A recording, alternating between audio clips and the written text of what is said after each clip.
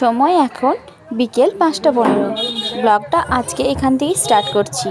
যখন সন্ধে দিয়ে কেবল আমি বসে আছি, হঠাৎ করে প্ল্যান হলো চলো যাই কাকগ্রামে ঠাকুর দেখতে। তার জন্য রেডি করে নিয়েছি জামা কাপড়। আর এই বাবুটা ঘুমায়নি, কারণ কি সারাদিন আজকে আমরা বর্ধমানে ছিলাম, তো বাড়ি ফিরে আর ঘুম হয়নি। দেখো তার জন্য ও কিন্তু ঘুমিয়ে গেছে 6টা নাগাদ।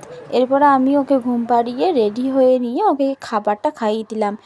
আর ঘুমন্ত অবস্থাতেই ওকে চাপিয়ে নিলাম আমাদের সাথে গাড়িতে। ওর বাবা তো আগেই রেডি হয়েছিল আর ও ঠাকুমার কোলে ঘুমোচ্ছে।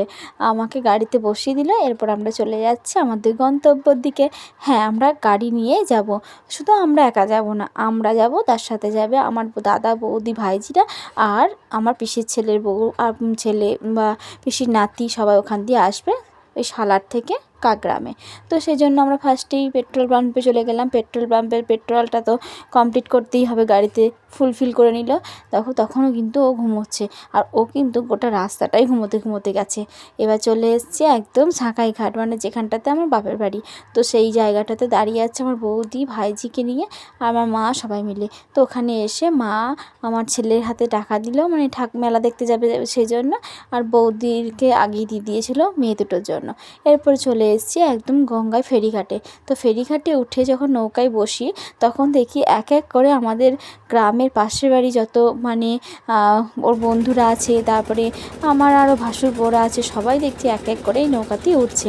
আর এই একই নৌকাতেই আমরা সবাই মিলে গেছি। তো নৌকাটা যখন ছাড়বে তখন কিন্তু প্রচণ্ড শীত করছিল আর ঠান্ডাও হচ্ছিলো, তার জন্য ওকে আমি সোয়েটার আর টুপি সব পরিয়ে দিয়েছিলাম। আর তখন ও উঠেও গেছিলো। এরপরে নৌকা থেকে নেমে পড়েছি, আর ফেরিঘাটে যেখানে টাকা নেওয়া হয় সেই জায়গাটাতে টাকা দিয়ে দিলাম, পাড়ের টাকাটা। এবার আমরা চলে যাচ্ছি রাস্তা দিয়ে।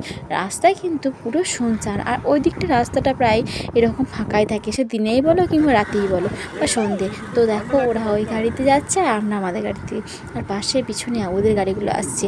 খুব ভালো লাগছে, খুব সুন্দর সুন্দর মুহূর্ত। এরপরে দেখো আমরা কাকগ্রামে একদম পৌঁছে গেছি তখন প্রায় ওই 8:30 বাজবে। বেশিক্ষণ লাগেনি, যতটা টাইম লাগে রাস্তায়, আমরা তো কোথাও ব্রেক নিয়ে নিই না। তো তারপরে সোজা একদম চলে এসেছি। আর একের পর এক গাড়িগুলোও কিন্তু কন্টিনিউ যাচ্ছে। আমরা একদম কাকগ্রামের মুখোমুখি আছে। আর চারিদিকে কেমন অন্ধকার দেখো, প্রচুর প্রচুর পুলিশের প্রোটেকশন দেওয়া হয়েছিল ওখানে। তো এখানে যেহেতু আজকে ঠাকুর ঘুরবে, সেই জন্য যত বড় বড় গেটগুলো হয়েছিল সেগুলো সব খুলে দেওয়া হয়েছে। তো আমরা যখন যেখানে পৌঁছালাম সেই জায়গাটা খুব অন্ধকার, যার কারণে ভিডিওগুলো খুব অন্ধকারই এসছে। ওখানে গাড়িটা একটা জায়গায় পার্কিং করে দেওয়া হলো। তো পার্কিংয়ের পর আমরা কিন্তু এবার হাঁটতে শুরু করেছি, এবার গ্রামের ভেতরে ঢুকবো। তো গ্রামের ভেতরে অলমোস্ট ঢুকেও গেছি। আর মানে যত বড় বড় লরিগুলো আছে, সেই ট্রাক্টর বলে না, সেগুলোতে ওখানে বড় বড় বক্সগুলো বাঁধছে, ডিজে বক্সগুলো। এরপরে যে বেলগুলো বাঁধা হয়ে গেলে ওরা মানে সব কিছু ঠিকঠাক করে বেরোবে। এখানে নাকি ঠাকুর বেরোয় রাত্রি 10টার পর। আর আমাদের তো 10টা মানে অনেকগুলো ঠাকুর হয়ে যায়। এখানে ঠাকুরের পরিমাণটাও কিন্তু অল্প, 14টা ঠাকুর গোটা গ্রাম ঘুরে এরকম, যেটা ওখানকার লোকেরা বললো শুনলাম। তো এখানকার লোকেদের মানে এখানকার যে বাড়িগুলো আছে, বাড়িগুলো কিন্তু বিরাট বড় বড়, দেখতে খুব সুন্দর। আর চারিদিকে প্রচুর মানে আলোকসজ্জা সাজানো হয়েছিল। আর মেলা তো থাকেই, জানো তো, সেটা ছোটোখাটো হোক বা বড়, কিন্তু এখানে বেশ বড় মেলা হয় অনেকটা। প্রথমে গ্রামের শুরু থেকে শেষ প্রান্ত পর্যন্ত শুধু মেলার মেলা, মানে প্রচুর মেলা, কি বলবো। মিষ্টির দোকান থেকে আরম্ভ করে ফুচকার দোকান, খাবারের দোকান, রেস্টুরেন্ট, যা যা মেলায় বসে, হরেক মাল 20 টাকা, 10 টাকা, 15 টাকা, সব রকম আছে। আর এই একটা বড় নাগরদোলা আছে, আর কিছু ছোটো নাগরদোলা, বাচ্চাদের যে খেলনা যে নাগরদোলাগুলো সেগুলোও রয়েছে। তো দেখো আমি মেলায় কিছু মানে জিনিসপত্র দেখার জন্য দেখে নিলাম। আর যার যেটা মন হলো সেটা কিনেও নিলাম। এরপর একটু খাওয়া দাওয়া করতে হবে, অনেকটা সময় হয়েছে, বেরিয়ে এসেছি। তো যখন ঘড়িতে 9টা বাজছে, 9টা সাড়ে 9টা বাজবে, তখন আমরা ওখান থেকে কিছু রেস্টুরেন্টে খাবার কিনে খেয়ে নিয়েছিলাম। এরপরে বাচ্চাদের জন্য টুকিটাকি কিছু খেলনা নিলাম, যাতে ওরা কিছুক্ষণ ভালোভাবে বসে থাকে। আর আমি জানি, ওরাও জানে, মানে আমার বৌদিও জানে যে আমাদের ছেলেপিলেরা বেশি রাত পর্যন্ত ঠাকুর দেখতে পারবে না। তো সেটাই হয়েছিল। যখন 11টা নাগাদ, তখন আমার ছেলে ঘুমিয়ে যায়। 11টা সাড়ে 11টার সময় আমার ছেলে ঘুমিয়ে গেছিলো। তারপরে তো দেখো আমরা হাঁটতে হাঁটতে যাচ্ছি, কোন দিকে যাচ্ছি নিজেরাও জানি না, কিন্তু যাচ্ছি ফাঁকা রকের উদ্দেশ্যে। মানে ফাঁকা রক পেয়ে তো আমাদেরকে বসতে হবে, ওখানে ছেলেপিলেদের নিয়ে বসাবো, খাওয়াবো, আবার ঠাকুর দেখবো, সারা রাত ধরে থাকো। এবার যেতে যেতে চোখে পড়ে একটা বাচ্চাদের টয় ট্রেনগুলো। তো বাচ্চাদের টয় ট্রেনে এই দুর্গাপুজোর সময় কিন্তু আমাকে চাপতে হয়েছিল আমার ছেলের সঙ্গে, যেহেতু বড় ভাইজি দুটোকে একসাথে সামলাতে পারবে না। কিন্তু এক্ষেত্রে সেটা হয়নি। আমার বড় ভাইজি কিন্তু খুব সাহস নিয়ে দুজনকেই, ভাই বোন দুজনকে আঁকড়ে ধরে এইটার মধ্যে মানে ঘুরছে আর কি। তো তারপরে ওখানে এইসব মানে বাচ্চাদেরকে কিছুটা চাপানো হয়ে যাওয়ার পরে তো আমরা চলে যাব অন্য একটা জায়গাতে।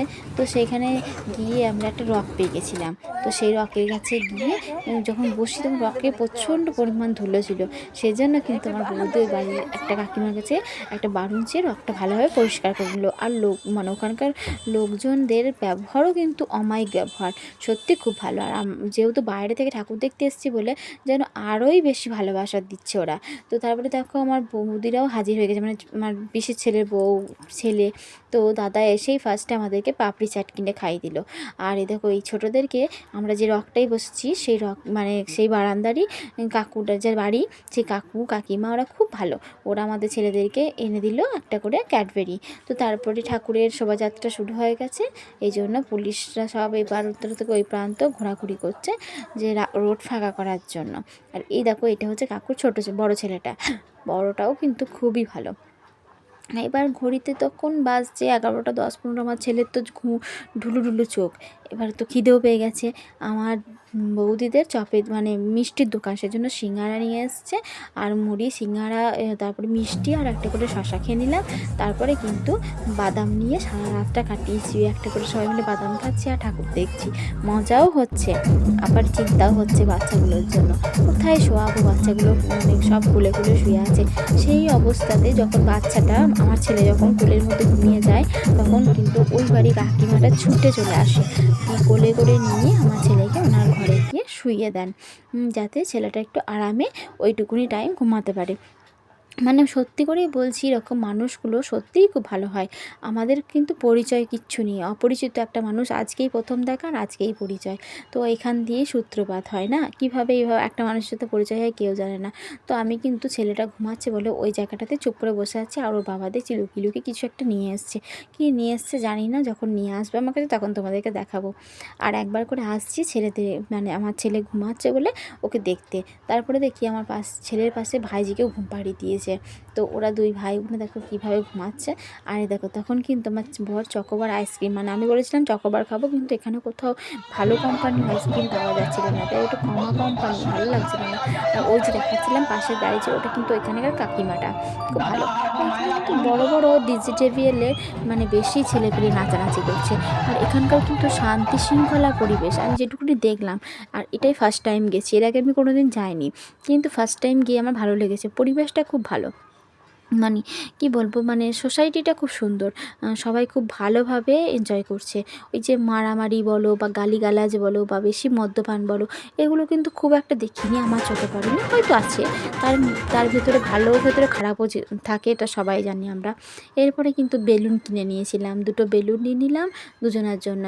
ওরা এবার রাত্রি যখন 3:30 বাজে তখন আমরা চলে যাচ্ছি, কাকু কাকিমা তখনও বলছে যা কেন যাচ্ছ, আর কিছুক্ষণ ছেলেপিলেগুলো ঘুমাক না, এখানে বসো না। তারপরে আমরা নাম্বার আদান প্রদান করে নিলাম, একে অপরের সাথে আন্তরিকতা বজায় করে নিলাম। তারপরে চলে আসছি, তখন কাকু আর কাকিমা দুজনে আমাদেরকে টাটা দিচ্ছে। তো আমরা এবার বাড়ির পথে রওনা দিয়ে দিয়েছি, তখন 3:30। তো এই প্রথম বোধহয় মধ্যরাতে এইভাবে সারা রাত জেগে ঠাকুর দেখলাম, কোথাও বাইরে গিয়ে। কাটোয়াতে তো কার্তিক লড়াইয়ে হয়। এবার ওই দেখো আমাদের স্কুটি চলে আসছে, দাদার গাড়ি আগে এলো, তারপরে আমার দাদা, তারপরে ওই যে আমার বর। ছেলেপিলে তো সব ঘুমিয়ে একদম ক্লান্ত হয়ে আছে। আমরা এবার বাড়ি চলে যাব। বাড়ি যাব না পিসির বাড়ি যাব কিছু বুঝে উঠতে পারছি না, তাই সেরকম একটা চিন্তা ভাবনা নিয়ে বেরিয়ে পড়লাম রাস্তার দিকে। আর রাস্তা তো পুরো শুনশান ফাঁকা, বাড়ি যেতেও বড্ড ভয় লাগছে, আর ঘুমও পাচ্ছে প্রচণ্ড। পিসির বাড়ি গেলে কি ভালো করে ঘুমটা হবে না, এটাই কারণ জানো তো ওখানে খুব মশা, আর মশার উপদ্রব থেকে বাঁচার জন্য ভাবলাম যে থাক, পিসির বাড়ি থেকে আমরা চলে আসি, দিয়ে আমরা ইয়েতেই যাই, বাড়িই চলে যাই। তারপরে দেখা যাক কোথায় যাওয়া হয়। তো রাস্তা দিয়ে যাওয়ার সময় একবার বেশ ভয়ও করছিল, আর ভয়ে গাটা প্রায় ছমছমও করছিল। আর কী জানো তো, মাঝে মাঝে আমি না ঘুমিয়েও যাচ্ছিলাম, ঢুলে পড়ে যাচ্ছিলাম। তো তারপরে দেখুন ভোরবেলা যখন 4টে এরকম বাজে, তখন দেখছি একের পর এক গাড়ি না যাচ্ছে। তখন মনের ভেতরে একটু সাহস জাগছে, কিন্তু হচ্ছে চোখ লেগে যাচ্ছে মাঝে মাঝে, ভয় লাগছে ছেলেটা যদি পড়ে যায়। তো এভাবে পৌঁছে গেলাম একদম গঙ্গার পাড়ে। তো তারপরে বাড়ি, দেখা হচ্ছে পরে ভিডিও।